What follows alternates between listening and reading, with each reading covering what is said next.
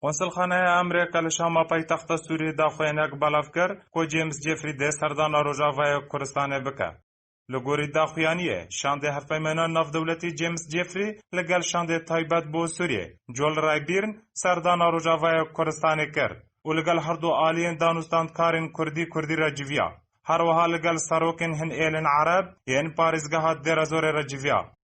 ده همی روشکاندنا دا جفری تکاز لسر رزگرتنا امریکا جو قربانیین کو گل سوریه ده سالین داویدا پیشکش کرنا جبو اشکاندنا تیرورست داعش کر. هر وها جفری تکاز لسر بردوامه هماهنگیه تا کو داعش به تمامی لحرم نمینه کر او پیشکش کرنا آلیکاری مرووی تا کو آرامی لدورا رزگار کری به تمامی واری جی کرن. سربار کر کو امریکا و به هماهنگی لگل شریکین خواه لشگر و سیویل را بمینه تا کو داعش دوباره لدوره در نکوه. او جی کرنا آرامیه لگوری بریارا انجمانا اولهان نف دولتی 2254 لگل همی آلین اپساسیونه را.